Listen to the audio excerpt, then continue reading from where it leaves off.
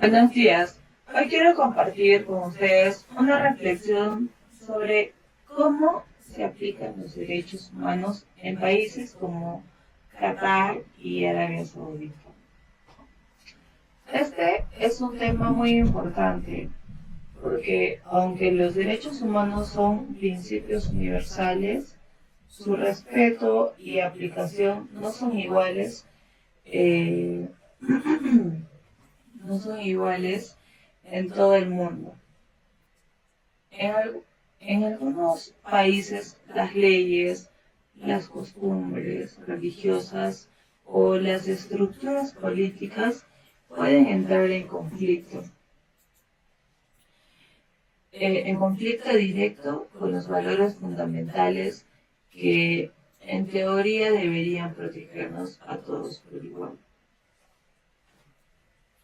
Los derechos humanos son, en esencia, un conjunto de principios que buscan salvaguardar la dignidad y la libertad de cada ser humano. No importa tu nacionalidad, género, religión o condición social. Todos, por el simple hecho de ser seres humanos y ser personas, tenemos derecho a vivir libres de la violencia con justicia, respeto y equidad. Pero, ¿qué sucede cuando estos ideales se enfrentan con contextos muy distintos, ¿no? ¿Qué ocurre cuando una ley religiosa o una tradición cultural entra en contradicción con los derechos humanos? Pues analizaremos los casos en Qatar y Arabia Saudita. Ambos países son del Golfo Pérsico con estructuras monárquicas y sistemas legales basados en Sharia, que es la ley islámica. Esto no sería un problema en sí mismo si no fuera porque en muchos casos estas normas han sido utilizadas para justificar restricciones a la libertad, a la igualdad de género o el derecho a una vida digna.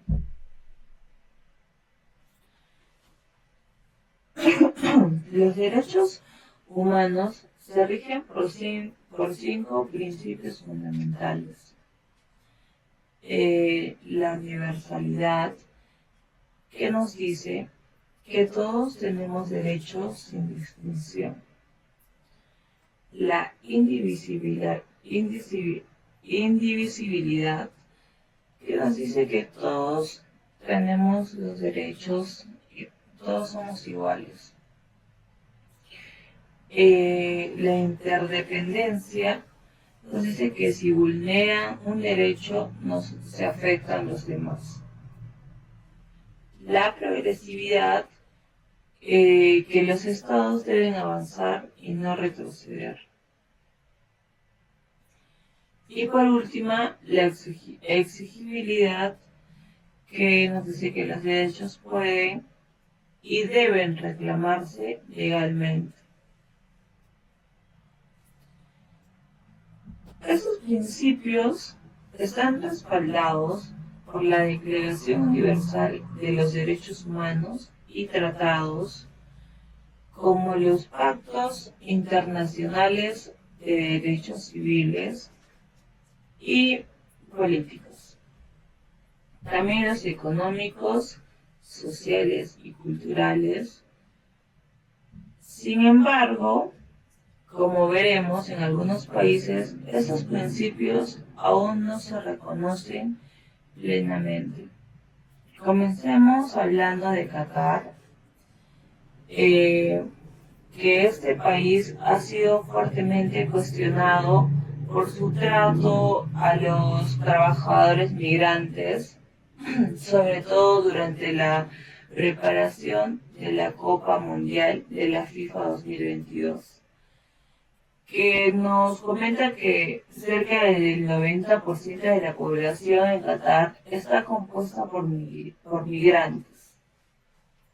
principalmente de Nepal, India, Bangladesh y etcétera, ¿no? Estas personas enfrentaron abusos como jornadas extenuantes, salarios sin paga y condiciones insalubres y la retención de pasaportes.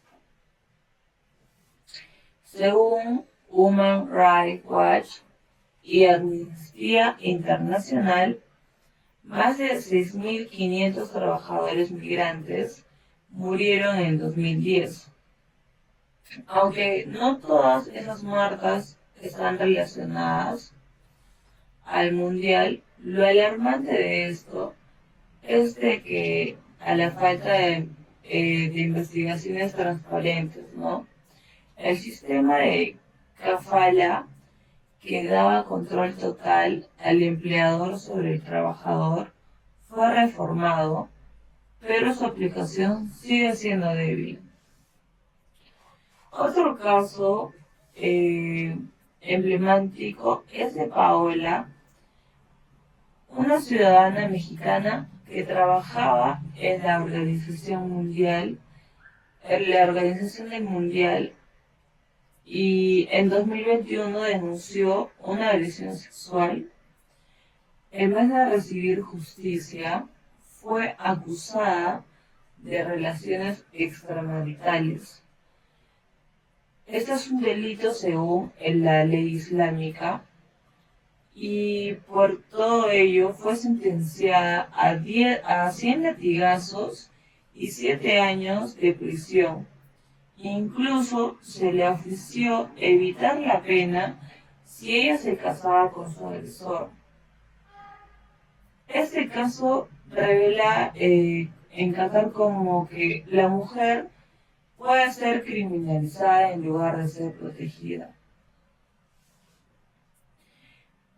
También hablamos de la situación de la comunidad LGTBI, que en Qatar es alarmante.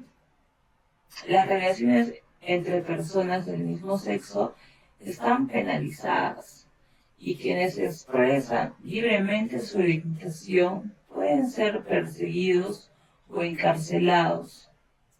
A pesar de los esfuerzos del gobierno para mostrarse moderno durante el Mundial, las leyes siguen siendo profundamente represivas.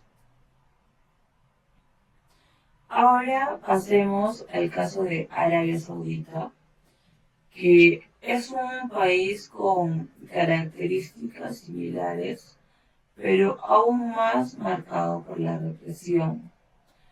La Sharia se aplica con una interpretación muy estricta conocida como wahabismo, que ha justificado durante décadas severas restricciones, especialmente para las mujeres. Un ejemplo claro es el sistema de tutela masculina. Una mujer saudí no podía estudiar, viajar ni trabajar sin el permiso de un tutor varón. Aunque ahora hay ciertos cambios, muchas decisiones siguen dependiendo de esta figura. Las reformas como permitir que las mujeres conduzcan parecen más una estrategia política que una verdadera transformación social. El caso de Louhan, activista por los derechos de las mujeres, lo demuestra. Ella lideró la campaña para permitir que las mujeres pudieran conducir. ¿Qué pasó? Pues fue arrestada, torturada y condenada a casi 6 años de prisión por supuestamente poner en riesgo la seguridad nacional. Aunque ella fue liberada en el 2021, aún no puede salir del país y ni hablar libremente. Este caso nos hace pensar y nos hace pensar y nos deja una lección clara que en Arabia Saudita el gobierno puede anunciar reformas hacia el exterior mientras castiga ferozmente a quienes luchan por dentro. Es una contradicción que pone en duda la sinceridad en esos cambios. Entonces, ¿qué hacemos frente a estas realidades? Algunos defienden que cada cultura tiene el derecho a aplicar los derechos humanos a su manera, pero otros opinan que este argumento puede ser usado para justificar los abusos que se están viendo. Bueno, yo creo que los derechos humanos se deben dialogar con las culturas, pero nunca ser anulados por ellas. No podemos exponer modelos externos, pero tampoco podemos quedarnos en silencio frente al abuso. Como nos dice la UNESCO, la diversidad cultural es tan necesaria para la humanidad como la biodiversidad para la naturaleza. Eso significa que debemos respetar las diferencias, pero sin dejar de defender lo esencial, la vida, la libertad, la dignidad de cada ser humano. Tanto en Qatar como en Arabia Saudita, aún se cometen graves violaciones a los derechos humanos. Sin embargo, también existen personas valientes que resisten y luchan por el cambio. Ellas nos inspiran y nos muestran que es posible avanzar aunque el camino sea difícil.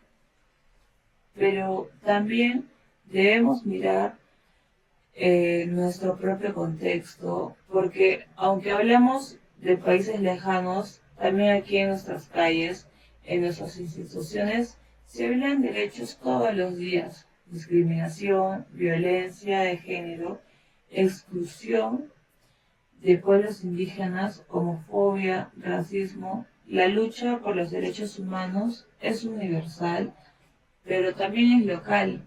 No termina en las aulas ni en los tratados internacionales. Comienza con nuestras decisiones cotidianas, con cómo tratamos a los demás, con cómo denunciamos lo injusto y con cómo nos comprometemos con la dignidad de otro. Muchas gracias.